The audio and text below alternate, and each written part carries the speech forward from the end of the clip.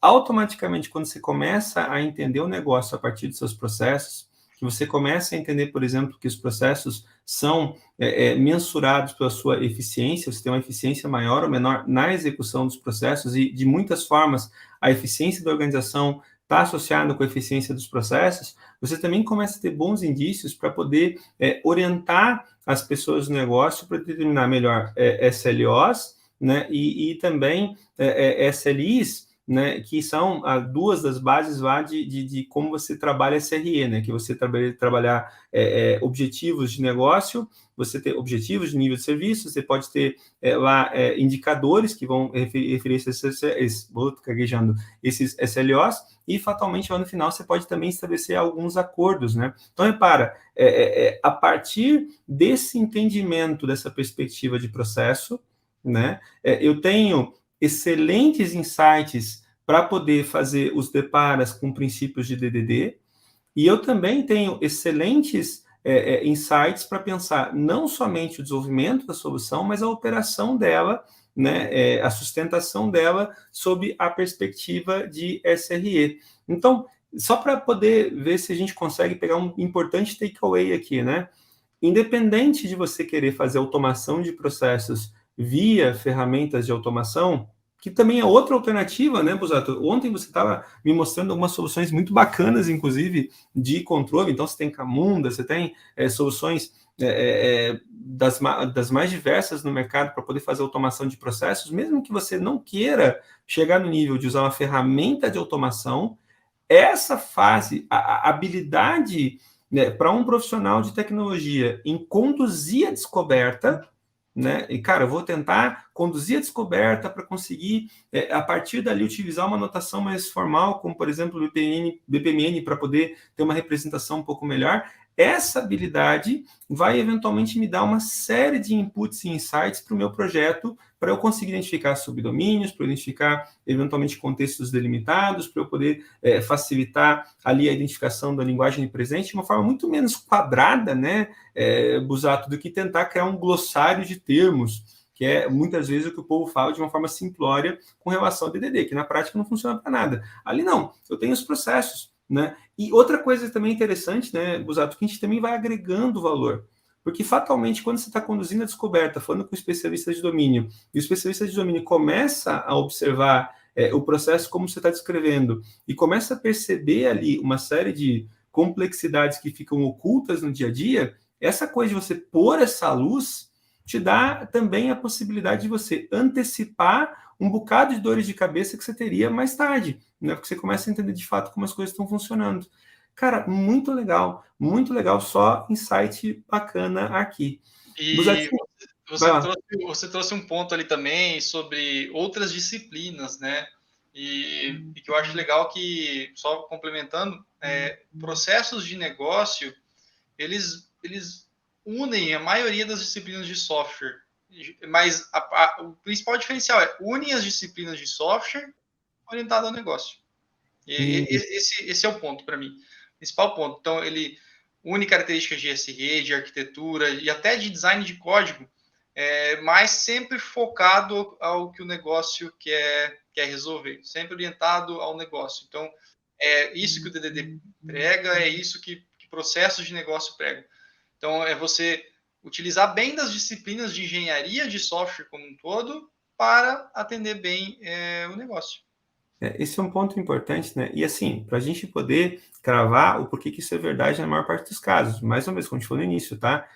Uma empresa até pode ter operações ou atividades que são extraordinárias, que fogem da rotina, mas geralmente o que as empresas têm, as capabilities, você até apresentou maravilhosamente bem aqui uma relação entre capabilities e processos, né? Porque de muitas formas, como que você cria evidências de que uma empresa tem capabilities? A partir dos processos que conseguem representar ou evidenciar aquela capability no dia. Capability e processo são coisas diferentes, mas processos são evidências importantes. Uma empresa ter bons processos, ou a qualidade dos processos que uma empresa tem, para relacionadas em termos da capability, mostra, inclusive, o nível de maturidade daquela empresa naquela capability. E isso é super interessante, porque, de novo, capability. Como é que você conecta isso com a arquitetura de software? Você vai começar a entender, por exemplo, que microservices devem entregar capabilities. Poxa, então, efetivamente, microservices devem ajudar a te entregar, de muitas formas, a execução de um processo ou parte dele.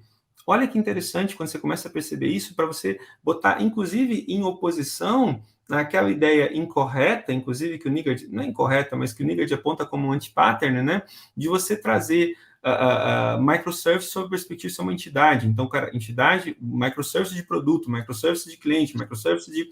Isso é uma corruptela. Só que muita gente, quando vai começar a pensar DDD, né, e tenta usar DDD como decomposição, tenta verificar exatamente nos agregados a unidade de decomposição, quando não. Na prática, a unidade de decomposição são efetivamente os processos que são suportados.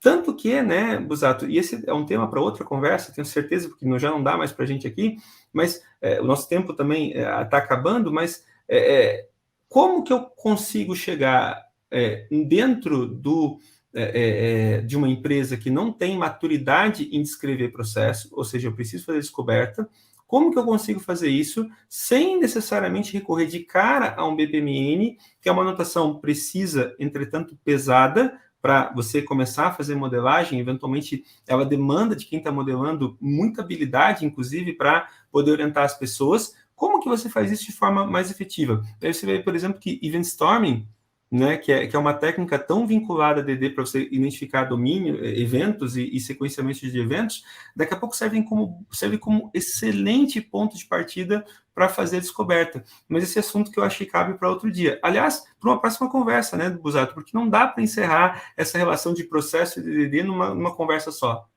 Cara, fica para uma próxima etapa, que você até já me mexi aqui na cadeira, porque eu gosto pra caramba, concordo muito contigo, e eu acho que poucas pessoas hoje estão vendo descobertas de processos com o Event Storming, tá? É um papo por outro dia. O pessoal vai mais muito em disciplinas geralmente de dados mesmo, que é a base do Process Mining para fazer descoberta que já existe, mas não para fazer descoberta de futuro, por exemplo, que é onde o Event Storming brilha melhor. Esse é o ponto, né, Busato? Porque, assim, no mundo VUCA, né, agora ficou papo de maluco de vez, né? Mas esse mundo onde a gente tem tanta volatilidade, tanta incerteza, né, tanta complexidade e principalmente tanta ambiguidade, você tentar fazer mapeamento de processos olhando para o passado, tentando extrair a partir da base dos dados, daí tentar fazer algum tipo de inferência, eventualmente te coloca a empresa no mundo de D+1, né? Te coloca a empresa no mundo de você olhar e mapear o processo com base no que já foi, mas não com base no que precisa ser. Tudo bem, tem aí todo o conceito, não quero brigar também com o pessoal de processo, tem a coisa de você perceber o as-is, de você mapear o to-be, eventualmente Event Storm vai ser mais... Verificar como que você está hoje e olhar se a conformidade está batendo, né? Então, o as-is vai muito disso, você fazer a descoberta inicial ali através de técnicas de Process Mining com o que já existe, olhando, sei lá, logs de evento, planilha de Excel, consolidando dados em um software que ele vai te dar esses insights, você consegue mapear o processo existente, tá? E para ver se ele está de acordo, se ele está conforme, né? Se ele está em conformidade com o que é documentado, tá? Uhum. Então você olha para o passado, como você comentou, mas para você fazer talvez um mapeamento, uma descoberta de produto novo, isso vale muito, por exemplo, para empresas que estão ou com uma vertical nova, ou para startups, ou eventualmente eu quero começar com um olhar sem viés, né? Então técnicas como o Event Storming que são utilizadas no DDD conseguem trazer isso, sem estar enviesado com o que já existe hoje.